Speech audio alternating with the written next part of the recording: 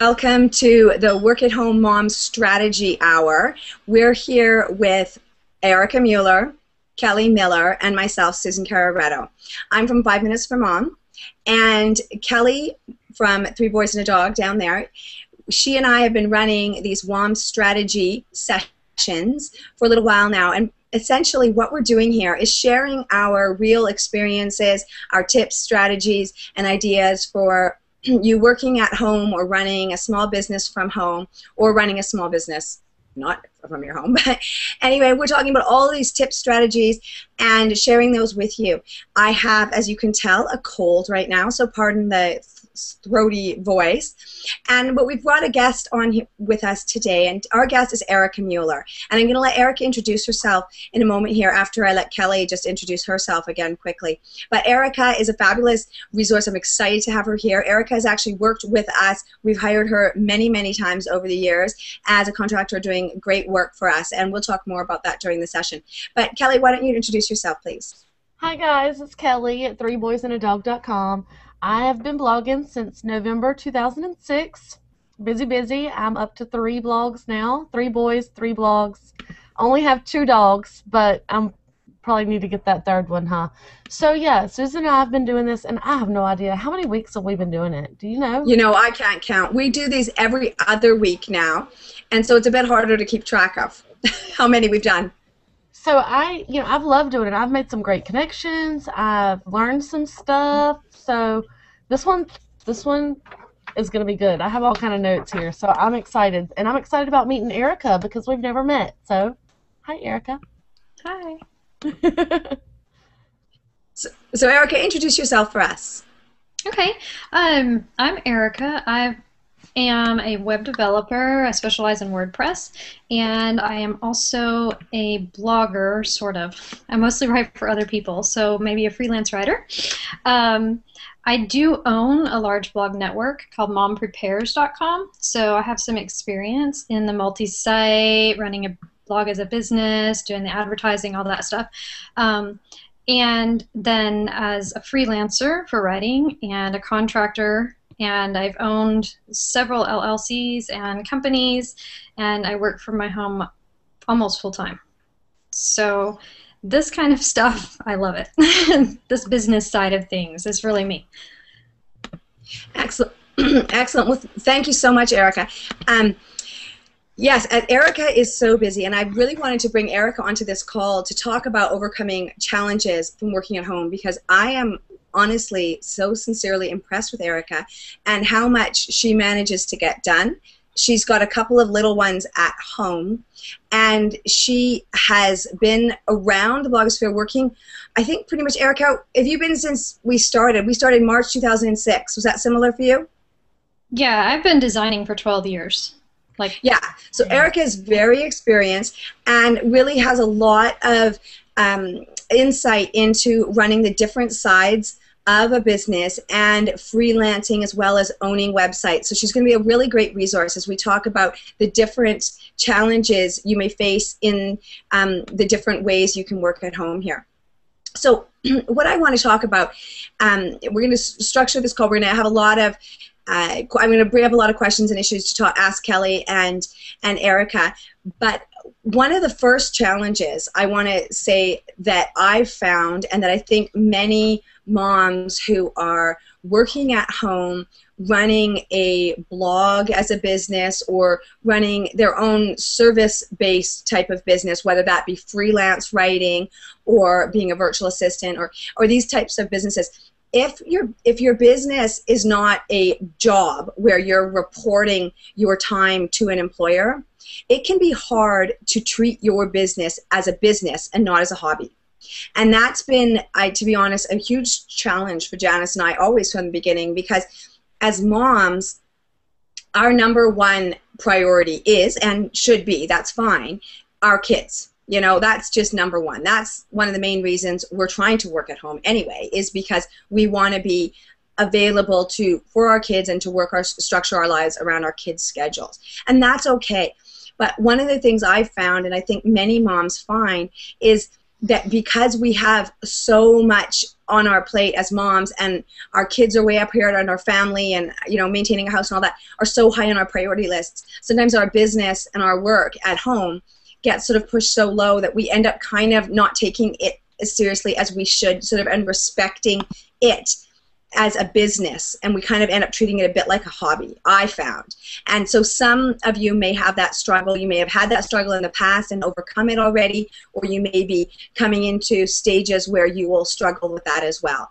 And I would say it's kind of one of those ongoing challenges that the best thing to do is to acknowledge that you're having that sort of issue. And a lot of the thing with a lot of challenges in all areas is the first step is to acknowledge that you have that challenge. Okay, so that's kind of this overall challenge. I want to just check with Erica. Have you ever sort of had this issue where now for you, my instinct is to think you've never had this problem. Like you always seem to have your priorities totally in line. Tell me, have you ever struggled with that? Girl, I homeschool as well as doing all of this. So, yes, this is a How big old are your struggle kids again? Erica, how old are your kids? 6.5 and almost 2. So, yeah, it's really hard because the work is always there. And I think that's probably just my biggest tip is that you've got to set yourself, even if you don't tell your clients what they are, you have to set yourself some kind of hours or some kind of schedule. Even if it's loose, for me, mine is it's a pretty loose, pretty rough schedule, but it's there. And that way, if I get an email on my phone or a phone call and it's not during my regular hours, I don't feel like I have to answer it and right then. And that has been huge for me because my parents had their own businesses, and that's where I learned all of this great stuff. And then I had my own starting out before I had kids even. So the problem has always been the work is always there. And it's just, you don't leave the office at 5 o'clock and go home. It's always right there, and especially when you got a cell phone, you can be in the grocery store and the client is calling or emailing you. What do? Stop over by the cereal aisle and email them back? No. So, yes, it is a big issue, especially if you're in a support type of position where I have clients, that are like, I need something. So if you're designing websites, offering hosting, you're a VA, any of those kind of positions where you're offering a support, people kind of expect you to be there 24/7 unless you set a precedence that you're not.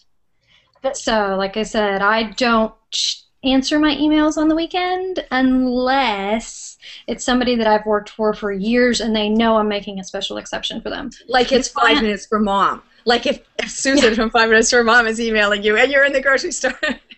Yeah, and I may email you back, but you know that in general, I don't answer my emails on the weekend. No, exactly. And so it works. You guys don't constantly ping me on the weekend because you know I'm not there.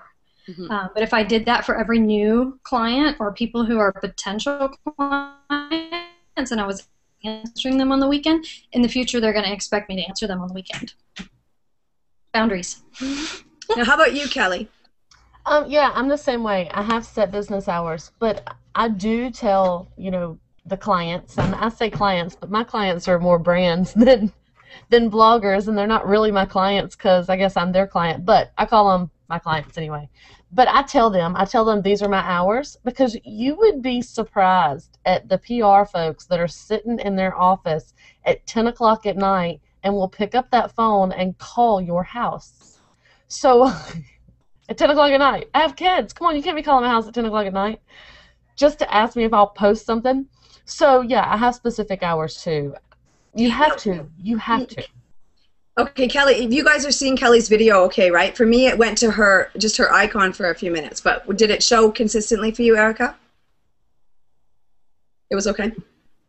Yeah, right, it was fine. Sometimes the Google Hangout technology, you guys will find, is always at this stage is just very glitchy here and there, and you'll find someone will hang, someone will that. If you're running your own Hangouts, I'm sure you'll run into these technological bumps along the road here. But yeah, I know definitely set hours can be really helpful. And for Janice and I, it's really changed through the years too. In the earlier days when we had our kids younger and they weren't in school and we were tag teaming between the two of us more, we would work more on weekends a lot. And when we were starting our businesses, and we worked, I'm going to be honest, we worked so much. And during what would sort of happen for us, I think, is when we were at home looking after the kids, we couldn't get as much work done, the little ones. And then when our husbands would come home sort of on the weekends, and we would try to get some work in then when our husbands were there to help.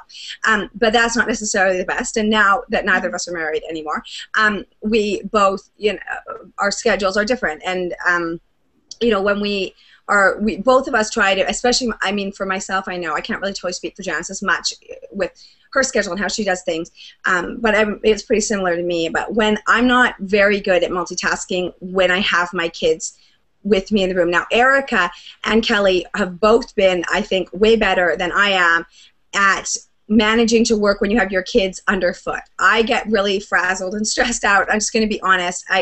I'm not as good with setting boundaries with my kids and getting my kids to play quietly while I work. And I think that's one of the challenges, actually, that we're going to sort of talk about in balancing your the personal family challenges that you're going to have when you're working at home. That managing your kids and their expectations and what they think mommy is doing, if mommy is working when they're at home, how do you sort of set that up so that they'll let you work? And one of the things I think it's interesting, it's like what Erica said when she's setting up expectations with her clients. You sort of begin as you want to continue. Isn't that a quote from a parenting quote, I think, from Dr. Sears or something, or no, I don't know if it's about something else about setting bedtime routines for kids. I think with parenting, it's a little bit like with managing clients, that when you set the expectations early and then kids get used to what they're doing. So I think like with Erica and with you, Kelli, that your kids, when they were little, sort of got used to mommy's on the computer right now, here, do a coloring sheet, and kind of, I think, Erica, like the way you both have done homeschooling before. I think, Kelli, you've homeschooled before. I mean, I have never done any homeschooling like that. And my kids, when I've never really set up that expectation successfully, that mommy's working right now, you color quietly. Janice and I, instead, from the beginning, we sort of tag teamed. One of us looked after the kids while one worked. And then later we had to use childcare when they were smaller because neither of us were very successful with getting our kids to quietly play while we worked. But Erica, you had some great tips about that, about how you get your kids to play quietly while you're working. Generally, I start work like 9 or 10 in the morning, and that gives me time to make sure that all our morning routines are done, everybody's eaten, dressed, diaper changed, whatever, and then it also gives me time to set them up at the table with Play-Doh or, finger paints. My desk is in my living room, so I can see the kitchen table, like right from where I sit, so that makes it really helpful. But, I can also use the time to print out some little math sheets or penmanship, for the older one, coloring sheets for the baby or whatever, and I set them up there at the table and I let them play, and that usually will take care of, an hour, maybe 2, depending on how calm they are that morning. They're boys, so... Yeah. Other than that, they're really good. We do have a playroom off the side, like our sunroom is, enclosed on the side of the kitchen. So, like, all the trains and the Legos and the big blocks are out there, so they can play where I can see and hear them without being right underneath of my feet. And that's just something we've set up from the get-go, even before we were in this house, that you don't play under my feet. You can play here over to the side where I can see you and hear you, but not right under my feet, because that distracts me when they're like right there. And the other thing is I just tell them, I'm working and I'll be done at 4 o'clock, and that's when we can go outside and I can push you on the swing. And because I'm consistent with that, they don't ask all day long, Mom, can we go outside and play? Mom, can you push me on the swing? Mom, can I go outside and ride my scooter? Because they know that I don't do that kind of thing until 4 o'clock or after nap time, whatever's easier for them to understand at their age. That's when we do that stuff, and it's going to happen, so they don't keep asking. And how about you, Kelli?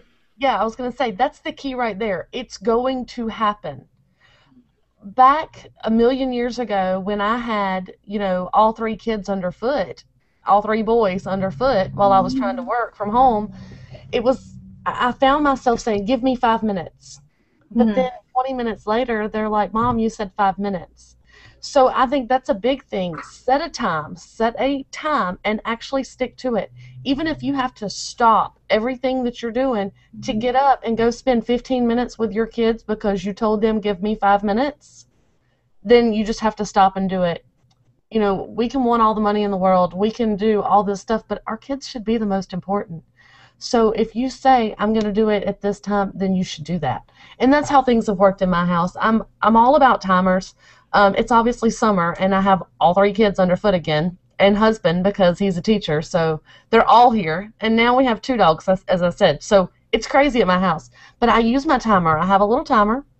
And if they need something and it's during my normal hours, I set my timer. I say it's going to take me however long to finish whatever it is I'm doing. And when this timer goes off, then I'll get up and spend that much time with you. And it works. Sometimes they don't come back because they want to go do something else. But it's there, and I know if they do come back, I'm up. But for the most part, and they're like, oh, yay, Mom's playing with me, or she's, you know, baking something or whatever it is. Yeah, that's great. And it's funny, I think so much about running your business and running your own schedule, whether it's actually, whether you think of it as a business or you think of it as your job at home, and how we sort of overcome the challenges with our kids, it comes back to so much about the basic parenting stuff and how successful you are with setting those expectations with your kids in the first place. And I'm just going to be honest, I'm not as good at it. Like, I just am not. And so, yeah, I struggle with it. It's definitely a challenge. And, you know, this summer, I'm going to have to start getting a lot, you know, I'm setting more, you know, firmer expectations with my kids and a firmer schedule like that. And I'm going to be really working hard to do, like, as you guys have said, but it would have been a lot easier if I had done that from the get-go and I had my kids better trained. Now they're 5 and 8 and just turned 8. And so in a way, it's much easier now, obviously, because they'll go and play for quite a while. But I do get a lot of, it's boring being inside. I mean, my 8-year-old, as soon as she's been inside for 15 minutes, is like, it's boring being stuck in the house all day. And I'm like, are you kidding me? Like, are you kidding me?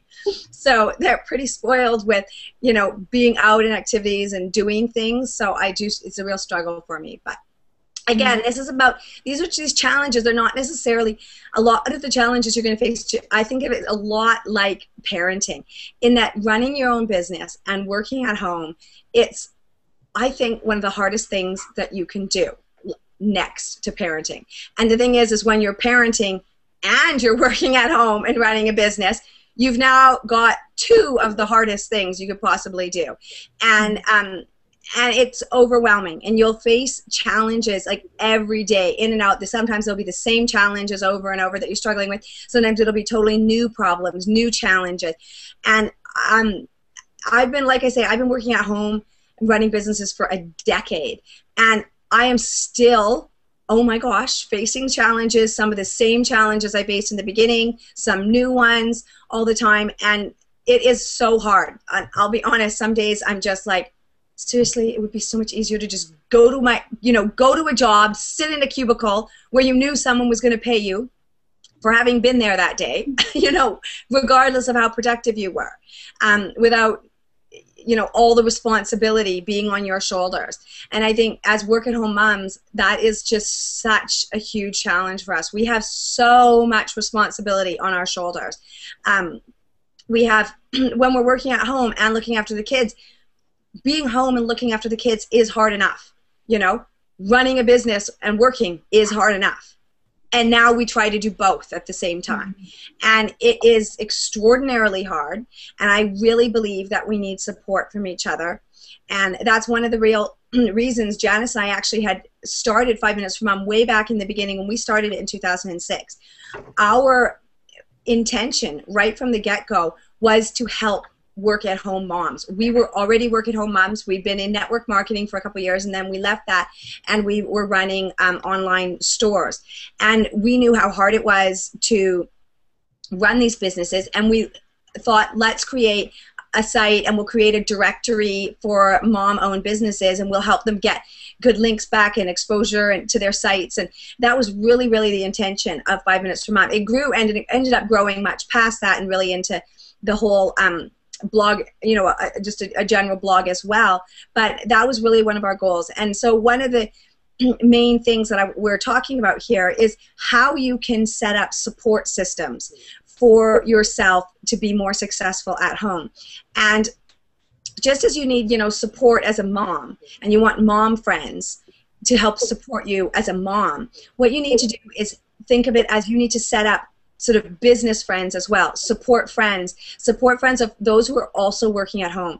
What I find is when you're working at home, you have very unique challenges that are different from your other mom friends who you'll, you know, meet at school drop-off. And it can be, I find, very isolating and lonely working at home and facing these unique challenges. And sometimes, I'll be honest, sometimes I just feel jealous of the other moms that are just, you know, that aren't trying to juggle this crazy business at home. And when I go to school drop-off, they're not thinking about their clients and their deadlines and their this and their that. And sometimes I just feel jealous. I just be honest. I do. Other times I feel relieved that I have this whole other wonderfully complex business to have on my mind, because I know I would go crazy being bored if I didn't. But there's going to be days you're going to feel both ways. So you really need to set up support systems. And some of those are going to be kind of like on the emotional side, like of talking to other friends that or have the same challenges. And some are going to be actually with, you know, helping each other meet different tasks. And what I want to talk about here is I would like Kelli to share a little bit. Kelli, Kelli has this most amazing example of a work at home, virtually working at home, friendship, support system with Crystal. They run the Learn to Blog sessions that I talk about all the time because I'm just in love with them. They're so good. So Crystal from Crystal and Comp and Kelli run these, and they've got the most amazing relationship where they have supported each other. And Kelli, I'd like you to share a little bit about how that got started and how you guys maintain that and the benefits of it, because it is phenomenal, and it is huge key to both of their successes. Yeah, it is. It's a major key to both of our successes. So back in 2010, so 3 years ago, this person reached out to me and wanted to know if I'd mentor them. Well, I took a look at their site and I thought it was phenomenal. They should be huge, right? And so that's Crystal at Crystal and Comp. And she was on Blogspot at the time, and she didn't really grasp what she wanted to do, but she had twins, and she was writing about the struggle with her twins, and she was trying to do all this stuff. So, I mean, I just saw it, and I latched onto her. I'm like, heck yes, I will gladly help you, because this is going to help me, right? And so I gave her some tips, and she grew, and the two of us started linking back and forth to each other. We talked to each other every day on the phone. I mean, she's like my best friend, and we've never met in real life, ever. So, I mean, it's just like a best friend. It's just like that person that's going to help you with your kids when you're gone, that person you can rely on for everything. Mm-hmm. That's Crystal to me. I can rely on her for everything. I could call her up right now and say, I have no internet because a hurricane just took out my house, and I need you to blog, and she would do it like that. She would drop everything else to help me out. I know it. So, I mean, she's my friend. It's not really a business thing, but we've just built a friendship over the years, and I have chills. Look, I have goosebumps as you're talking, because honestly, what you have is such a treasure. But what I want to really point out there is that Kelli ended up having this amazing friendship, which she has gotten so much, but she first gave. And when, like, I think back, oh my gosh, if somebody just sort of said to me, can you mentor me? And we're overwhelmed. Like, we're overwhelmed as business owners, and to just sort of think, okay, I'm just going to give freely, give. And she gave. Kelli gave over and over and over to Crystal, helping Crystal. And yes, in the end, it's really come back to Kelli, but I think Kelli really did it a lot in the altruistic sort of, I'm helping her because I see she has ability, and I really want to help her for that sake. I mean, she says, oh yeah, because she knows it's going to be good for her too. But I really believe that Kelli mostly did it in the, you know, with that sort of altruistic intention. And it really is important to understand that giving is so key in so many areas, but in mentoring relationships, giving is you've got to give first, and it will come back to you. And so when you're looking for that person to, you know, you think, oh, I'm jealous, I want that kind of relationship. I'm going to be honest, like, I'm jealous of Kelli having that relationship with Crystal. I mean, I got my twin sister, so it's a bit different, but my twin and I, we fight all the time. So anyway, but, you know, but do like what Kelli did and just partner up with someone that's sort of at the same level or even a little bit behind you. Bring them up to speed and then propel yourselves forward together.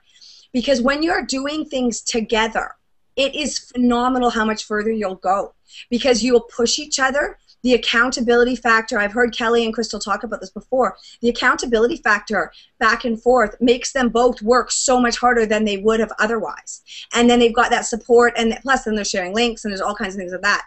Erica, can you tell us if you had any certain relationships like that that have been really supportive for you in your business?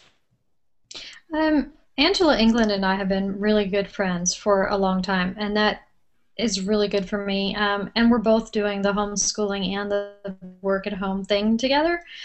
So we really mesh well that way. I mean, we've worked on some projects together, but most of it is just we're really good friends. And like Kelli said, we'll stop and do whatever. You know, Angela can text me and be like, you know, a storm came through Oklahoma. I need you to post this for me. It's in the, you know, it's in the drafts or whatever. And I can log into her stuff. I have like every single password to all of her stuff. And she has a lot of mine too. Like we could totally ruin each other. But you wouldn't, exactly. Right, we wouldn't. And we trust each other like that. And it's really good because she is actually close enough that we can get together sometimes. Oh, nice. And she's really the only person. Like she's an hour and a half from me. And there's nobody in this town where I live or anywhere closer than Angela where, you know, we actually could get together. And I know we'll probably talk later about hiring people, but one of the very best things that I did for myself was to hire an assistant who actually comes to my house because 2 mornings out of the week I get adult company working together with me. We sit right next to each other like our own little cubicles and we work. And I get so much done while she's here, plus she's helping me out, plus I have the, you know, that whole friend thing. She's way younger than me. She's a college student. But it's great because you're not alone. You know, the hiring thing, I've said that for years now.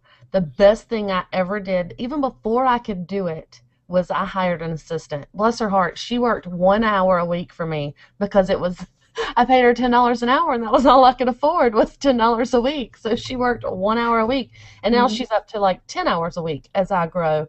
But they're able to do that stuff that you just either don't have time to do or don't really want to do, but you know it needs to be done.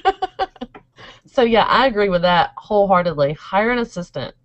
I love what you said there, Erica, about how it's nice to have just another adult person in. Now with Janice and I and the iterations of our businesses and stuff, we've gone through different phases where we've had people in the office here, sort of behind me there. So the little office that I'm sitting in is in my basement here right now. And when we were running our stores, had a couple of people sitting in these different desks here. And this was my desk, and to be honest, I ended up getting lots of times so distracted by hearing them talking on the phone to customers about something else that I ended up going and sitting and working upstairs. So anyway, but it was really nice to have people around that you could sort of talk to a little bit, although I end up talking too much and wasting time. But it was nice. Now we're in a different phase of our business right now. I've closed those stores, and I don't have anyone coming here. But I love these days the more that we're doing now online with these hangouts and just with a lot more of the talking face-to-face sort of just through the computer. I really even find that helps the isolation a lot because I find it very lonely. I'm a very people person, and I mean there will be lots of days honestly that I'll barely ever leave the house except for maybe school drop-off or driving to an activity or something like that, and I won't talk to any other adults, and it can be really, really, really lonely. So that is that I wanted to just mention there when we're talking a lot right now about that that issue of the challenge. One of a major challenge of working at home is the isolation factor, okay? And this is something that if you're planning on working at home, you want to really recognize this ahead of time, okay? So if you're thinking, depending on where you're at in your work at home journey, so if you're at a job right now and you think, oh my gosh, wouldn't it be just so wonderful to be at home and sit in my pajamas to do my work and not have to deal with so-and-so over there at the other cubicle talking on the phone and annoying me. We often, I think, imagine working at home to be just this wonderful oasis of perfection, and it is, oh my gosh, so not. It can be so hard in so many ways. And for me, I'll be honest, I really miss the interaction of being at an office. And there's so many days I'm like, just wish I was back in an office where I go to get the coffee, we're going to coffee in the coffee room, and there would be people there to talk to, and that type of thing. And lots of times I idealize that, and I miss that. And there's the grass is greener situation, all right? Mm-hmm. So you're going to idealize one over the other. But if you're at the point where you have a work out of the house job, and you're thinking, I'd rather work at home, before you make a big leap like that, really analyze how much you need that human interaction, because there are some people that can handle it and some that can't. I'm kind of in between. I really do better when I can talk to other people, but my life is structured so that there's a fair amount of chaos and a fair amount of other interaction with other people. So I survive, but it's very lonely being at home. So you want to understand that ahead of time. And if you are going to do it, then make plans for how you're going to overcome that challenge.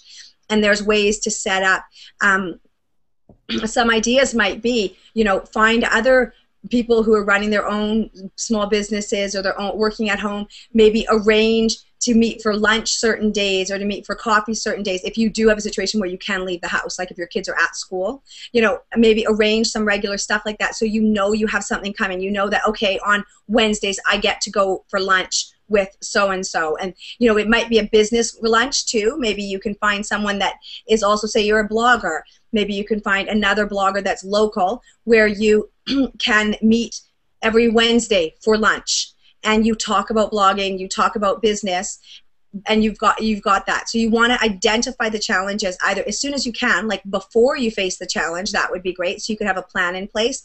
But if you are in the situation, you're just feeling depressed, like say you're at home and you're just depressed. This happens to me. I struggle with depression. And if you're just getting too depressed, or like not maybe clinically depressed, but bummed out, okay, just sad and lonely, I think, have I seen any other adults? Have I talked to any other adults? Figure out a way to do it, even if it's just over into a Google Hangout session, because this can really help as well, okay? But that's a major challenge to overcome.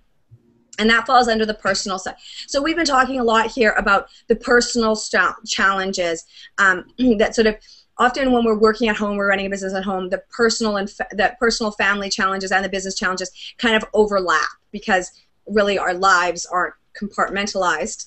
It is kind of one life, and so these things kind of overlap, and the challenges overlap.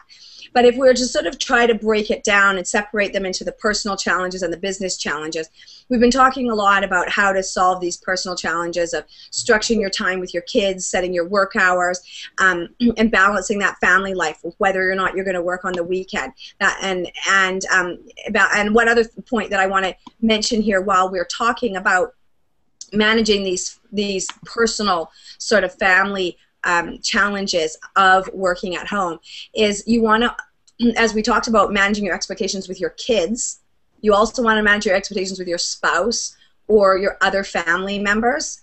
This is a big challenge. For example, some families, extended families, require that everyone go to Sunday night dinners at one of the family's houses on a whole bunch of times, or maybe extended family puts a lot of pressure on you for, you've got to identify that. Again, if you can identify it before the challenge comes up, that's better. But so if you're planning on starting a new business and you're thinking, I'm going to need all this extra time, where am I going to get my time from in my schedule?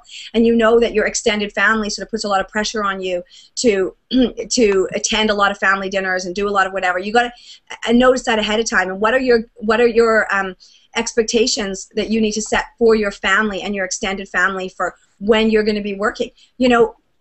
Maybe it's great for you to take Sunday night off, so you always have that. But maybe at the same time, your schedule requires that you're going to have to work on Sunday night because that's when you have to get your work done. You need to manage those expectations with your family, with your spouse and extended family, as well as your kids.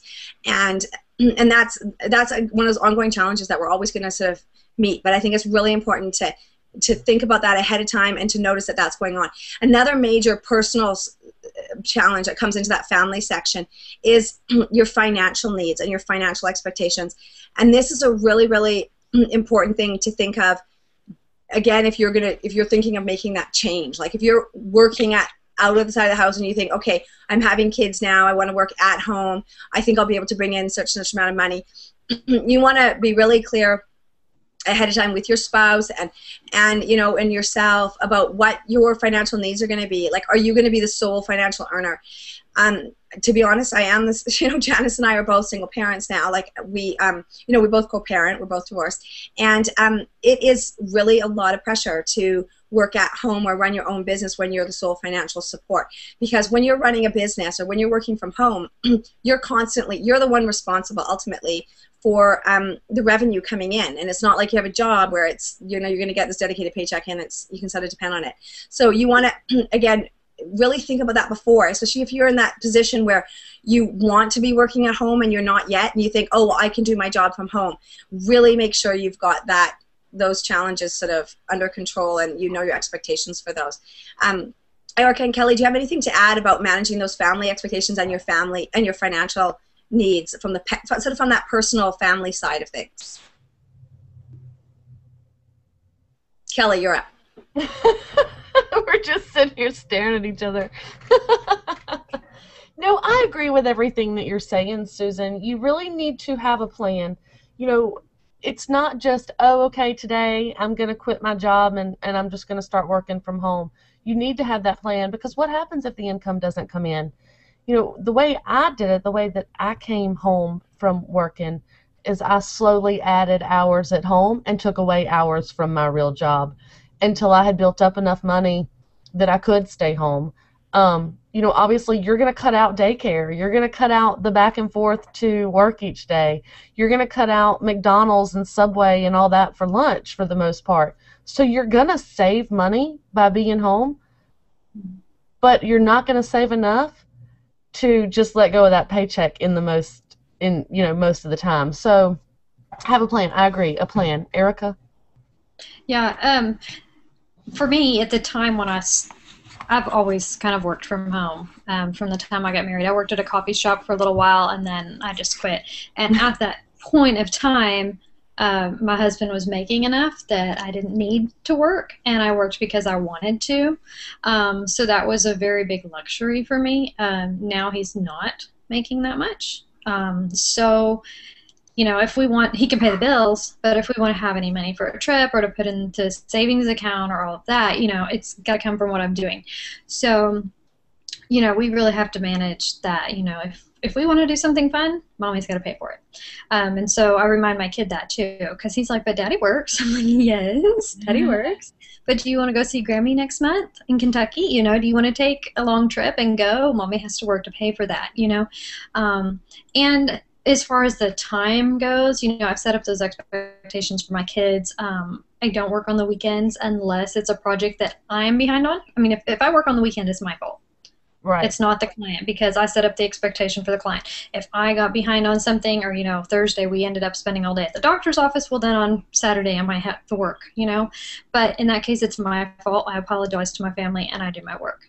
Generally, they know I'm going to be off of the computer at 4 in the afternoon. My husband comes home from work. I will have cooked supper and straightened up the house. You know, there's those expectations that are in place, and it really, really helps, because then I can spend the evenings with them, and I can spend the weekends with them, and they don't have to wonder whether or not I'm working. Yeah, that's really good. Okay, so now we've talked, like I say, we've talked tons about this personal strategy. We've got 20 minutes left, and I really want to dig deep here fast into these big business challenges that you're going to face. Now, I want to say that if you're running, we're talking about sort of two things that kind of overlap here: working at home and the challenges of that, and running a business and the challenges of that. And now what a lot of us are doing is the same thing, is both of those. We're working at home and we're running a small business. So there's challenges, different sorts of challenges that overlap there.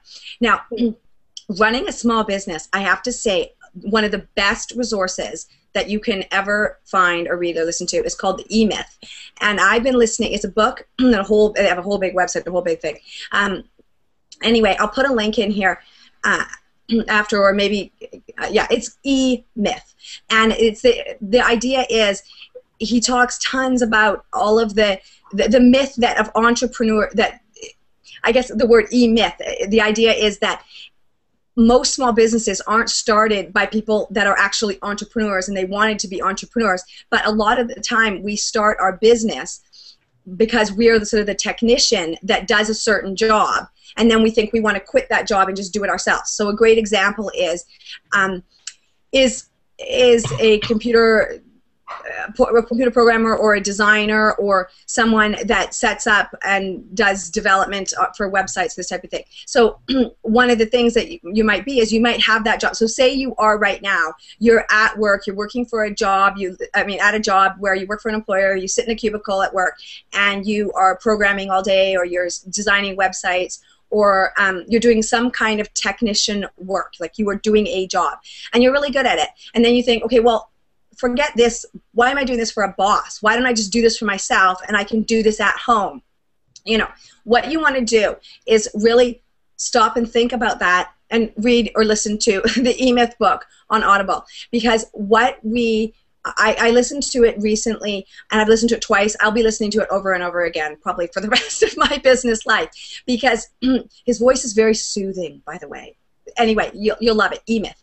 Anyway, and he talks about how a lot of us, we start these businesses because we like doing that job and we're really good at it and we want to do it for ourselves. But what ends up happening is we're no longer, if you start a business, you're not just a technician anymore. You have to run the whole business. Mm-hmm. And there's a whole bunch of junk and yucky stuff that we don't want to do in running the business. And I have this challenge all the time, that there's all these layers of the business. And so I'm a blogger. You can say, oh, I'm a blogger. How much do I actually blog? Well, you know what? I don't get to blog that much because I'm running a business and I have to do all this other stuff of running a business. So what you want to do is, before you leave your job and start a business, you first want to think, or even if you're somewhere along this process, okay, you want to think, do I like doing just that job? If I like to design websites and that's all I want to do all day long is design websites, or I want to program, or I want to blog, I want to just write, okay? You probably actually don't want to necessarily start a business about that, because a business, if it's going to be a bigger business about that, you might end up hiring other writers and hiring employers and getting clients, and you have to create marketing material, you have to handle accounting, you have to do business. There's all these huge elements. You've got your whole financial side, your whole operations, and your whole marketing side of your business that you have to handle. And you're not just doing that fun job that you liked, okay? Mm-hmm. That being said, if doing just that fun job is boring to you and you want to do all the other things and own the big business, and then, or not even big, but own your small business that becomes big in a way, okay, and you're going to end up hiring other people and that type of thing, then yes, this is something to take the leap into, but do so with a very, being very aware of what you're leaping into. Running a business is very different than just doing the technician. That's sort of his word from the E-Myth. Michael Gerber is his name. Anyway, is doing that one technician's work is different than running a whole big business. And so this is one of the challenges that I really, to be honest, I really face a lot, because Janice and I, we have run businesses over the last how many years, and with our stores, you know, we have employees and we have all kinds of stuff and big challenges, and it's hard because when you're running a small business, you have to be all of these people in it, and you've got to be organized and have skills in all these different areas, from being the CEO to being the trainer to being actually doing it, and you've got all these different areas, and it's hard to be skilled in all of them. So you're going to have challenges on all of those levels and all those areas, and you need to sort of be aware of where your weaknesses are, be aware of where your challenges are, and ahead of time know if this is something you want to embark on in the first place. And so when we had talked last week, we talked, or 2 weeks ago, when we had Alicia Avant on, we talked about setting up a service-based business, and that's, you know, one of the things you want to keep in mind. So if you're thinking, I'm a designer, I design websites, or like Erica does a lot of installing WordPress and technical work and programming and blogs. I like that. I want to do that. I want to do that at home. Okay, you can. Having service and having services that you provide in that manner, like the way Erica does, is a very great way to work at home. But be aware that if you embark on that as a business, you do have other aspects of it. You have getting clients. Okay, you have bookkeeping issues that you're going to have to take care of, all marketing and all the different operations of that you wouldn't have when you normally have a job. Would you agree, Erica? And how would you say that you sort of met those challenges of you're not just a technician developing and installing websites? Yeah, because I was in this before, even as a teen, helping my parents do this, I was kind of raised an entrepreneur. I actually like the bookwork side of it and all of that. As I've gotten busier, the way I've dealt with that is learning to outsource the things that I'm not good at. Because to me, this is the biggest thing. You think you can't afford to hire somebody to help you with your bookwork or to answer your emails or whatever, but you can. Because if you think about it, an intern or a paid intern or an assistant is going to charge maybe like $10 an hour. Okay, if you can make $75 an hour designing a website, or you can sit down and write a post in an hour and they're going to pay you $50, you can afford to do that for 2 hours and hire an assistant to do that other stuff for 1 hour, and you're still making more money than if you did all of that bookwork and email stuff all yourself, right? So you just really have to think about it. Okay, how much time is it going to take me to do this menial task that I don't really like to do anyways, or that I don't feel like I'm very good at? How much time will it take me to do that? So, and how much money could I make in that amount of time doing what I love to do? And it took me years to come down to the fact where I was like, okay, yes, you know what, I don't feel like I can afford an assistant, but I'm going to hire one anyways. And since I did, I actually make more money and I get more things done because I've passed off, I'm delegating those things that take up a lot of my time but don't pay very well. And then, I'm replacing that income by doing something that pays very well during that time. So that is my biggest thing to tell people. You think you can't afford to get help, but you can. And that's, I'm also very type A, and I don't like to pass things off to other people. I have an extremely hard time delegating. I'm like, oh, got to do it myself if I want it done right? So it's taken me a long time, until this spring actually, to learn to pass some things off to other people. And I've learned this a lot working for people like Allie Worthington, where she's hired me. I mean, I manage whether it's the email stuff or, whatever. And that's what she's done. She doesn't want to do that technical part of it. She sends me the content, says, here, put this in an email, and I put it in. And I've done that for, all different people. But I'm realizing, okay, that's what she's doing. Now I can do the same thing with my business, and then I can be doing the part that I love to do and the part that actually makes the money. And you, Kelly, tell me about how you... Yeah, that's exactly what I said earlier. I hired before I really could afford to hire, because I needed that person to help me out. Those things that you put off that have to be done. And they're probably only going to take you a few minutes, but you just don't want to do it. So you just keep putting it off, and then they don't get done, and you fall either farther behind, or you're not promoting your site because that's the thing you don't like doing. Whatever it is, you pass it off to somebody else, and if they don't do it, then you don't pay them. So they're going to do it. So right. Yeah, I agree. An assistant is amazing. Yes. Yeah. And sometimes we think too, well, if I don't want to do this, nobody else is going to want to do this either. And so who's going to take the job? In my case, I have a local college student who actually wanted to learn web design. So I'm teaching her at the same time, but she's doing these other things. She is more than happy to do it at $10 or $15 an hour to do these things, because finding a job is really hard right now. Plus, she's getting training while she's at it, and I'm enabling her to be able to own her own business, to even do the same things that I do. She's learned more in the past 6 months than I learned in the first 5 years, because she is sitting right next to me, and if she gets stuck on something, I can show her. She didn't have to Google it and try 5 different codes. I can just show her the right way to do it right then. So you're helping them too, and it makes me feel really good to give a single mom a check at the end of the week and know that she's working for me and learning a trade rather than working at McDonald's. And let's step back a little bit to what you just said about you're training her too. Susan and I both have internship programs that we're doing right now. And that's another thing I'm a big fan of. And Crystal, actually, my good friend Crystal, laughs all the time and says she has no idea how I can get people to do stuff for me for free. But it's because I barter. I barter the heck out of some stuff. If there's something that I can't stand to do, in fact, I was on the phone when you guys set up this thing. I was working on a barter right then and there. There's stuff that I really like to do, and there's stuff I really don't like to do.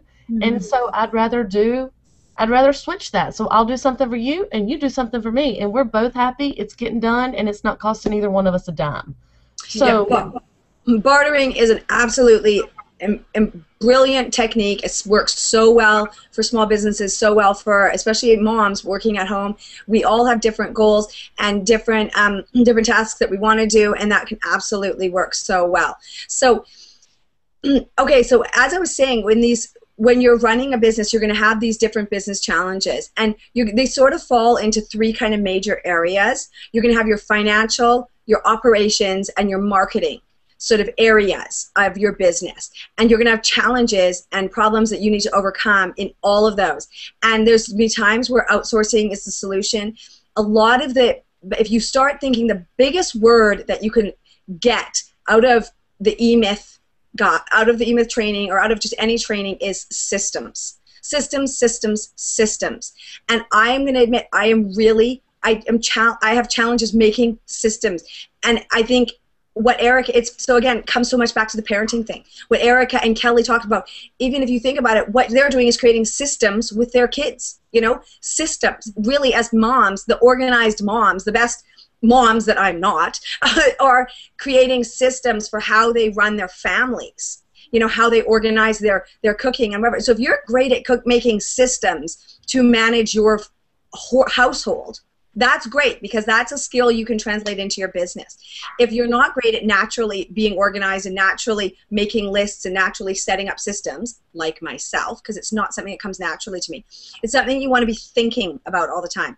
And this is something that I'm working on big time in my business right now, okay?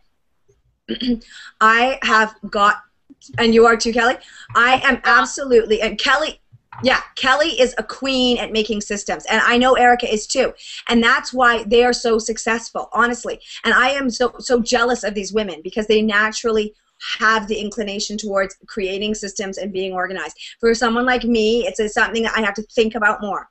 But in your financial, you need to create your bookkeeping systems, okay? Now, whether you hire a bookkeeper to help with your actual preparing your taxes or preparing your actual invoices and this type of thing, regardless, you need to sort of create systems. And for my business, that's area that I'm really improving, is our bookkeeping flow. We use a bookkeeper, but that's an area where I need to get better systems still in place even in that.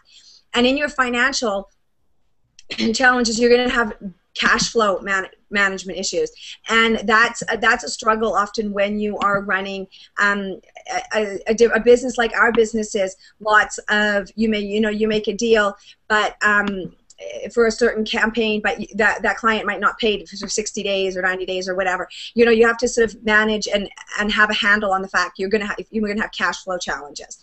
And one thing, a big word that tends to scare us, I know it sort of intimidates and scares me, is having a business plan. If you're starting off your business, or even if you're somewhere within your middle of your business, you want to sort of treat your business like a business, not a hobby, and take a look at what your business plan is. So that's a challenge that we as work-at-home moms may not sort of identify and think of, what's my business plan, and reevaluate it all the time, and be and sort of really identify what are your revenue sources going to be, and how are you going to ensure that you're keeping all of that going. So those are your financial challenges, and you're going to have those when you're running any sort of business.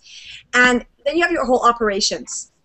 Okay, you can have all kinds of different challenges with your day-to-day operations, and that's getting all your work done, whether it's fulfillment and providing services, or fulfillment in delivering products, or whatever your type of fulfillment is. Your operations, you're going to have challenges with getting all your work done. And again, creating systems. The more you can create organized systems, the better you can manage these tasks and get more efficient.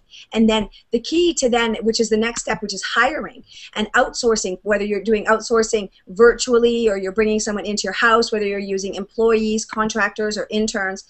Again, the key there is creating systems. And this is something that I am absolutely, this is my big goal right now. As Kelly mentioned, I've got an intern program in place here for the first time.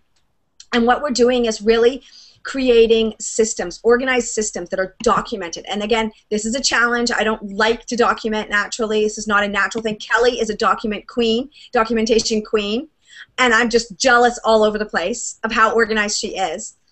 Erica, I know she has a natural tendency towards making lists and being more organized. She's shaking her head. I don't believe her. I'm going really fast here because we've got 4 minutes left. So I'm just rattling through my notes here. But creating systems and documenting those systems so that you can outsource them is so key, and that's part of that operation side.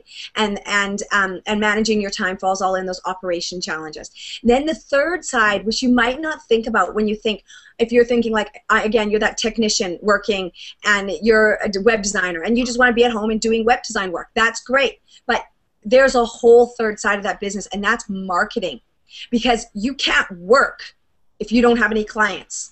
So you can't do web design work at home if you don't have a client to do it for. So, and even if you start off with one client, you're going to finish and you need another one. And then you need another one. And then you need another one. So that's a whole marketing arm of your business. And again, right. And you can't work while you're marketing. So you have to think about that. Right now, you're doing 8 hours a day of design work and bringing in this much money. When you get home, you're going to be doing 4 hours a day of design work and 2 hours a day of bookkeeping and 2 hours a day of marketing, and you're not getting paid for the bookkeeping and the marketing.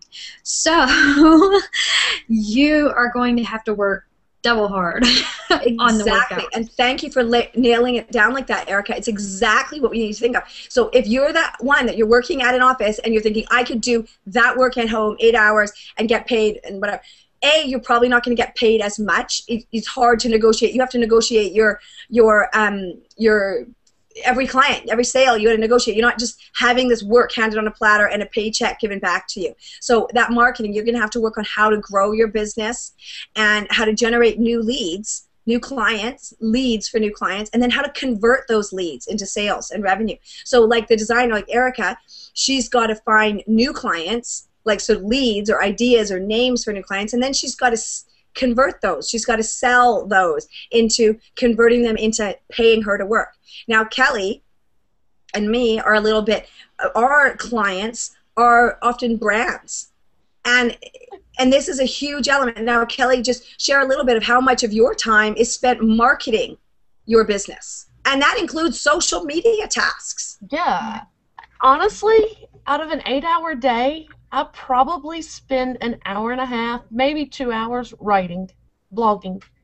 Everything else is spent marketing. It's spent on all the back stuff, all the, the widgets and the whatever, the this, that, and the other on the back end of your blog. Yeah, I don't get to write that much anymore. I have to deal with, I have, like 10 employees now, and then I have the internship program that's going to have 4 more employees, and yeah, I don't have time to write that much anymore. I don't get to. I have all the other stuff. Exactly. And so that's one of those things you want to think of ahead of time before you embark on this. Are you not going to be happy if you're not getting to blog? And so what I want to say about that is this is not all doom and gloom, okay? What we want to point out here is, as Erica said earlier, she grew up around entrepreneurs and running businesses, and that was part of what she wanted to do. That was part of who she was and what she wanted to do. Some of us have an entrepreneur side of us where we want to be doing the marketing. We want to grow the business. We want to work on our business, not just in our business, okay? So that's important, and if that's what you want to do, that's awesome. Now, if you want to just blog, these days there's lots of opportunities to do that. And I have tons, in fact, most of my blogging friends blog most of the time because they're working for other sites now. They're writing for multiple sites. So one of my great friends that was on this call, on one of these hangouts earlier, Nadia from Child Mode, she is killing it, okay, online right now. She is she is doing fabulously, okay? I mean, she's amazing. She has her own whole site, Child Mode, which is huge in itself. But she also writes for major other sites. She does a lot of work for Disney, working on their Babel sites and Disney sites, and so she's pulling in nice incomes from writing for those sites. She also happens to have Child Mode and running as a whole business as well. She's just amazing. But a lot of writers, a lot of bloggers these days are getting their main income, their biggest income now, from writing for multiple sites. So that's definitely an option. But one of the keys I want to drill in is it's two sort of ways of structuring your business or your work at home efforts. And you want to really identify that as early as you can, or identify it while you're working right now. Maybe what you're doing is struggling to build your own web blog up, and you're doing so much time managing the other business areas, and you're like, well, what I really want to do is write. Okay, then keep your own blog. You do want to have a blog that you own. Don't abandon that. You just don't have to write on it as often. Okay, you can. It doesn't have to be blogged every day. Keep an entity that is yourself. Okay, and then work on writing for other sites. When I go on, for example, I know we're going to wrap up here. We're over time. We're at a minute over time here. I'm going to wrap up very soon, but I just want to point this out. When I go, like for example, when I was just on the Club Penguin, I went on a Club Penguin trip, and a lot of the other writers, a lot of other people that are there, the successful bloggers, they write for multiple sites. They'll go on a trip and then they'll blog about it on multiple sites. They're making full-time incomes. They're making nice incomes at home writing for multiple sites. Okay, I choose not to do it that way because I'm crazy and I like to drive myself crazy running a bigger site, and so I don't do it that way. Janice and I don't write for a lot of sites. We've done a little bit of writing for Babel, but mostly we are working on building it as a business. That's sort of where we had started, and that's what we're doing. But very often now, a very good alternative is writing for other sites. So keep that in mind. There are two sort of different ways. They're going to have their own challenges. You have other challenges when you write for other sites because, again, you kind of have a boss again, right? I don't like having a boss. So I like to go crazy and write my own business, do my own business, right? But have that clear that there are different options before you embark, and don't quit your day job before you've got yourself established working at home, unless you aren't depending on your income. But or if you don't have a choice. Yeah, or if you don't have a choice, right? But try to, as soon as you can, identify which type of business you want to run at home, or if you want a job working at home, or if you want a small solopreneur type of business where you are not going to have employees, you're just going to, sell your own time and exchange your own time and work for a couple of clients. That's one thing. Or if you're going to try to build and grow a bigger business, in which case definitely read eMyth and be ready for just tons of challenges day in and day out. But you'll love it at the end, sort of, most days. Most days. All right, most days, ladies, do we most of the time love running our own businesses? But yeah. I love the manager part of mine, so it works for me that I don't write as much. I enjoy that. If I didn't, I wouldn't keep hiring people to do more writing for me. It works for me. Erica? And how about you, Erica? Yeah, I love it. Because we also homeschool, working from home then makes everything so flexible, and I can pick up at a minute's notice and take my computer with me, and my job goes with me wherever I go. I'm not asking a boss for time off. To me, that is like the very best thing. Like, I got an email today that said, oh, you can come pick blueberries at this blueberry farm. I don't have to wait to the weekend to pick blueberries at a blueberry farm. I can go any day of the week that I want to because I control my work. Exactly, and that's right there. That word, we'll end it on that. The most amazing thing that we all seek when we look for working at home or creating our business is control. For moms and for parents in general, the biggest thing that we want is control, because we need to schedule our lives around our kids and around our families. But it is not without its challenges, and so definitely work towards overcoming challenges and identifying your challenges, build support systems in place, reach out, to other moms, other work-at-home parents, and support each other both emotionally and business-wise, and think systems. Systems. Try to put systems in place, and that's going to be your biggest, the biggest thing you can do to overcome challenges is put systems in place in your personal life and in your business life. And we're going to be talking a lot more in detail in future sessions here about putting different systems in place. And again, I'll just give another plug for Kelli and Crystal's Learn to Blog Hangouts. They talk so much there about the nitty-gritty of successfully blogging. So if your business is a blogging business, you're going to find lots of systems to implement and lots of tricks and tips through those Learn to Blog series. So definitely join us again for more work-at-home strategy sessions. We do these every 2 weeks on Wednesdays at 1 p.m. Eastern. And we're going to be talking a lot more about many of the systems that we've suggested here that you should put into place. So thank you so much, everyone, for joining us here. Thank you, Kelli. Thank you, Erica. And thank you all. We'll sign off now and see you in 2 weeks.